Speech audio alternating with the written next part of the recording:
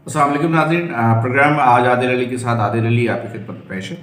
आज हम बात करेंगे कुछ सियासत में होने वाली डेवलपमेंट्स के हवाले से। स्पेशली आज लाहौर हाई कोर्ट ने एक बार फिर इमरान खान साहब की जो है वारंट गिरफ्तारी मंसूख कर दी है। साथ ही हम बात करेंगे बिलावल भुट्टो ज़रदारी के कुछ एक गुज़श्ता बयान में उन्होंने वफाकी हुकूमत को अपनी वजारतें वगैरह छोड़ने का अंदिया भी दे दिया है। उसके साथ साथ हम बात करेंगे जमात इस्लामी की तरफ से एक अक़लियती बिरादरी के मजहबी त्यौहार पर हमला, जो कि पंजाब में भी वाक़या पेश आया, और ये वाक़या जो है वो कराची में भी एक जामिया के अंदर पेश आया कि तलबा को जो है वो हरासा किया गया है।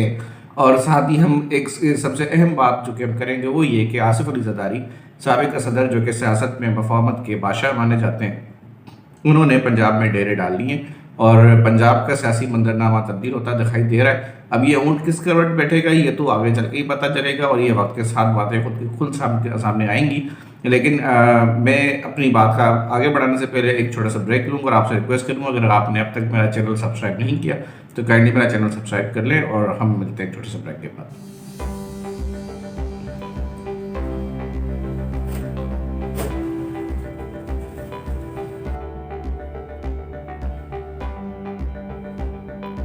वेलकम बैक नाज़रीन। कमाल मेहरबानी के साथ अदलिया ने एक बार फिर इमरान खान साहब को जो है वो रिलीफ फराहम कर दी है। इमरान खान साहब की कल तक की खबरें ये थी कि उनकी जो इस्तदा उन्होंने की थी उनके वारंट गिरफ्तारी को मंसूख करने के लिए, लेकिन वो मंजूर ना हो सकी थी। बट आज की अपडेट ये है कि इमरान खान साहब की गिरफ्तारी को जो है वो उनके जो वारंट है उनको मंसूख कर दिया गया है। बट उनको ज़ाती हैसियत में 13 तारीख को तलब किया गया है कि 13 मार्च को आके वो अपीयर होंगे और आके खुद पेश होंगे अपनी गिरफ्तारी के सिलसिले में। इससे पहले भी इमरान खान की गिरफ्तारी के हवाले से मुल्क में हैजान खेजी की जो है वो एक सूरत हाल कायम रही। इमरान खान साहब के वारंट इशू हुए, वारंट अच्छा ना सिर्फ उनके वारंट इशू हुए, वारंट की जो है वो, लेकिन वो एग्जीक्यूट तो ना हो सके, उनकी गिरफ्तारी तो ना हुई खैर, क्योंकि वो जमान पाक में कहा गया कि वो मौजूद नहीं है। शिबली फराज साहब ने जो वारंट रिसीव किए और ये कहा कि इमरान खान साहब अवेलेबल नहीं है, लेकिन उसकी थोड़ी देर बाद इमरान खान साहब एक लाइव खिताब करते हुए नजर आए और वो खिताब जो है वो टीवी चैनल्स पर नशर भी हो रहा था। उसके बाद एक और डेवलपमेंट जो है वो हुई, वो ये कि इमरान खान साहब के ऊपर पेमरा ने, वो जो इलेक्ट्रॉनिक मीडिया रेगुलेटरी अथॉरिटी है, पेमरा ने इमरान खान साहब की तकारीर के नशर करने में पाबंदी आयद कर दी कि इमरान खान साहब के बयान को नहीं दिखाया जाएगा।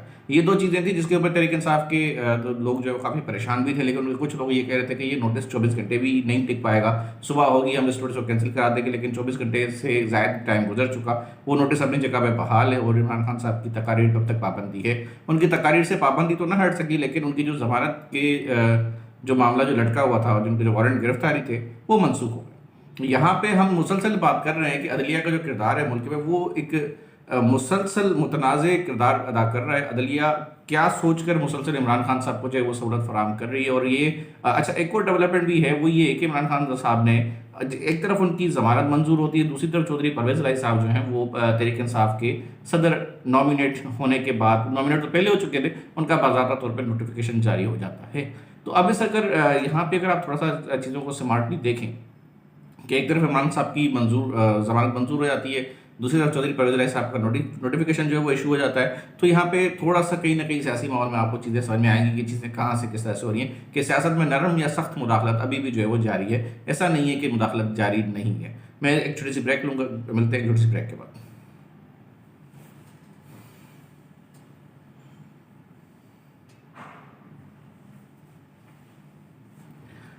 वेलकम बैक नाज़रीन। बात करते हैं बिलावल भुट्टो ज़रदारी साहब के हवाले से। बिलावल भुट्टो ज़रदारी साहब ने अपनी एक तकरीर में इंतहाई जोशीले अंदाज में जो है वो वफाकी हुकूमत, PDM की हुकूमत जिसका वो खुद भी हिस्सा है, जब चे जाए कि आसिफ अली ज़रदारी साहब ने ये कहा है अपने एक बयान में वाशिकाफ तौर पर कि हम PDM का हिस्सा नहीं है, हुकूमत का हिस्सा है और हम इत्तेहाद के साथ खड़े रहेंगे। लेकिन ये उन्होंने अपने एक इंटरव्यू में कहा है, और उससे पहले जो है वो उसी दिन जिस दिन उनका इंटरव्यू नशर हुआ उसी दिन बिलावल भुट्टो ज़रदारी साहब ने एक तकरीब में कराची में ये कहा है कि अगर आवाम को रिलीफ नहीं दिया जाएगा, वफाकी हुकूमत आवाम को रिलीफ और फिलट फैक्ट्रीज की मदद करने पे, उनकी रिहेबिलिटेशन पे, उनकी रिस्टोरेशन पे काम नहीं करेगी, उस पर तवज्जो नहीं देगी और मुसलसल जो है वो इमरान खान साहब की सियासत को देख के मामला चलाया जाएगा, उसी तरह से लोगों को अपनी तवज्जो उसी तरह मरकूज रखी जाएगी सियासी मंजरनामे पे कि क्या हो रहा है क्या नहीं हो रहा, और आवाम को जो है मुसलसल इग्नोर किया जाता रहेगा, तो पीपल्स पार्टी सख्त फैसले भी लेने जा सकती है, क्योंकि पीपल्स पार्टी सिर्फ और सिर्फ आवाम की खिदमत करने के लिए इस वक्त मुल्क में आई है। महंगाई इस वक्त हमारा ऑलरेडी बहुत बड़ा मसला है, और दूसरा मसला हमारा ये है कि हम सिंध में जो है वो सैलाब के मुतासरीन जो है वो बहुत ज़्यादा शदीद, उनकी ज़िंदगी मुश्किल में आई हुई है। इस वजूहत पे बिलावल भुट्टो ज़रदारी साहब ने हुकूमत से अलहदगी का इशारा भी दे दिया कि हम लोग वजारतों से बाहर भी आ सकते हैं। अब वो वजारतों से बाहर आते हैं, हुकूमती इत्तेहाद को छोड़ते हैं। हुकूमत एक तरफ आसिफ अली जरदारी साहब कहते हैं कि हम इत्तेहाद को नहीं छोड़ सकते। ऐसा नहीं हो सकता कि शहबाज शरीफ साहब 2 कदम चलें और मैं कदम एक पीछे आ जाऊँ। अगर मैंने एक इत्तेहाद कायम किया है तो उसको मैं कायम चलाऊँगा, उसको निभाऊँगा। आसिफ अली जरदारी साहब का कहना है ये, जबकि बराबर जरदारी साहब ये कह रहे हैं कि हम हुकूमत से बाहर आ सकते हैं। वी हैव द ऑप्शन, हमारे पास ऑप्शन मौजूद है। वफाकी हुकूमत जो है वो हम पे इस सारे मामला पे जो है वो हमारे कंसर्न्स को सीरियस ले। ये एक डेवलपमेंट जो है वो अब इत्तेहाद, अब इससे इत्तेहाद पे क्या फ़र्क पड़ेगा, सियासी मंजरनामे पे पीडीएम की सिचुएशन क्या होगी, पीपल्स पार्टी क्या करेगी। जबकि आसिफ अली जरदारी साहब का कहना ये भी है कि वो तीर के निशान पे इलेक्शन लड़ेंगे। पीपल्स पार्टी किसी भी इलेक्शन में मर्जर पे नहीं जाएगी।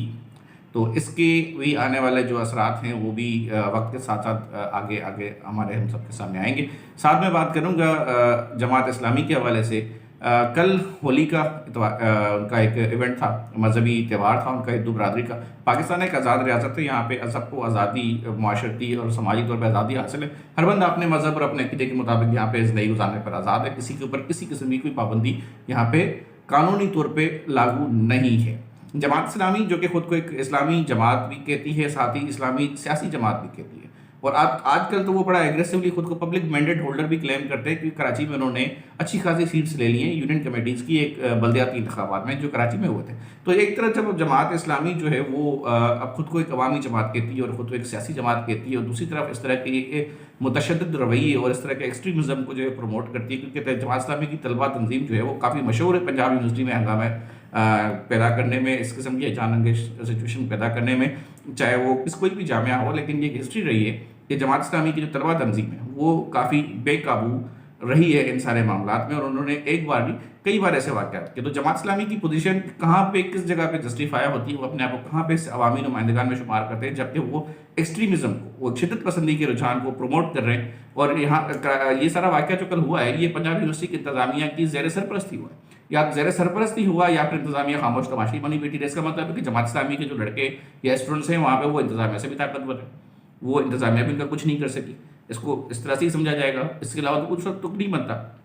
साथ साथ कराची यूनिवर्सिटी से जो रिपोर्ट आती है, जो कराची यूनिवर्सिटी के तर्जुमान है, वो ये कहते हैं कि हमसे ना तो किसी ने जो है वो होली का त्यौहार मनाने की कोई परमिशन मांगी थी, ना ही हमारे पास कोई शिकायत आई है, हम फिर भी इस मामले की जांच कर रहे हैं। तो देखें, अब यहाँ पे तजाद पाया जाता है कि यूनिवर्सिटी के अंदर आपके उस तलबा को जो हरासा किया जाता है, वहाँ से स्टूडेंट्स की कंप्लेंट्स आती हैं, वीडियोज़ आती हैं, लेकिन आप बतौर इंतज़ामिया कह रहे हैं कि हमारे पास कोई भी नहीं आया।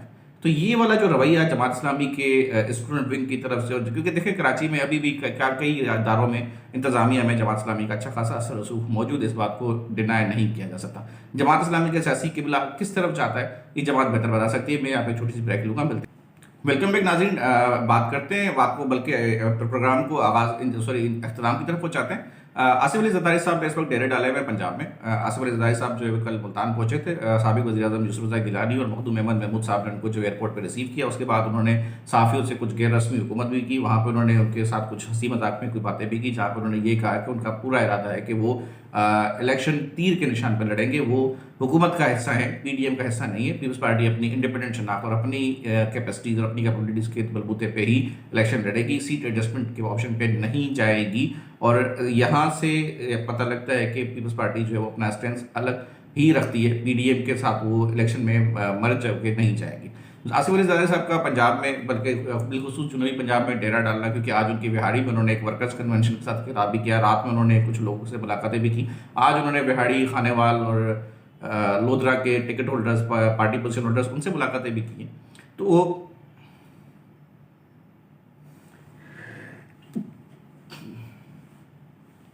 तो सियासी सियासी मंजरकशी पे ये सारे मामला जो हैं ये किस किस्म का रद्दमल जाहिर करते हैं। और ख़बरें ये भी हैं कि तहरीक इंसाफ के कुछ नुमाइंदे हैं जो अपनी जमातों को छोड़कर अपनी जमात को छोड़कर पीपल्स पार्टी में शामिल होने वाले हैं। और पीपल्स पार्टी जो है वो पंजाब, बिलखुसूस जुनूबी पंजाब में एक बड़ा सरप्राइज़ देने जा रही है। ख़बरें बहुत सारी हैं। जरदारी साहब की ये आमद जुनूबी पंजाब में जो बेसबब नहीं हो सकती, कि जरदारी साहब जहाँ भी जाते हैं वो उसके पीछे कोई ना कोई वजूहत होती हैं। और अगर वो इस तरह एग्रेसिवली अब अगर वो कैंपेन करने पे गए, तो क्या ये कैंपेन इलेक्शन की तरफ जाती है, मुल्क इलेक्शन के लिए ख़ुद को तैयार, सियासी जमातें खुद को इलेक्शन के लिए तैयार कर रही हैं, या फिर ये सोचा जाए कि मुल्क इस वक्त इलेक्शन का मुतअम्मिल हो सकता है या नहीं हो सकता, ये तो देखें आने वाला वक्त ही बताएगा। बट एज ऑफ नाउ इस वक्त जो हालात हैं वो ये हैं कि एक अवामी हुकूमत मौजूद होते हुए भी अवाम बहुत बुरी तरह से महंगाई की चक्की में पिस रही है और अवाम का इस वक्त जो हाल है महंगाई से वो बहुत शदीद ख़राब हुआ है। तमाम जमातों को संजीदा होकर इस इकॉनमी के मसले पर, मुआशी मसले पे अपना गौर व खोज करना पड़ेगा, इस मसले को हल करना पड़ेगा, क्योंकि एक आम आदमी जब तक सफ़र करता रहेगा सियासी जमातों को वोट भी नहीं मिलेगा, और वोट ही सबसे बड़ी ताकत है जो इक़्तिदार ला सकता है। अवाम अगर आपसे नाराज़ रहेगी, नाला रहेगी, उसकी ज़िंदगी जो है वो मुश्किल रहेगी, तो मेरा ख्याल है कि सियासी मंजरनामे में भी कोई ख़ास तब्दीली या किसी की कोई पसंद नापसंद जो है वो मैटर नहीं करेगी। अवाम आप सबको एक ही कटरे में देखेंगे। तो लिहाजा सबसे पहले अवाम, फिर पाकिस्तान, क्योंकि अवाम है तो पाकिस्तान है, पाकिस्तान है तो अवाम है। इजाज़त लूँगा। उम्मीद करता हूँ आपको आज का प्रोग्राम अच्छा लगा होगा। अगले प्रोग्राम के लिए अल्लाह हाफ़िज़।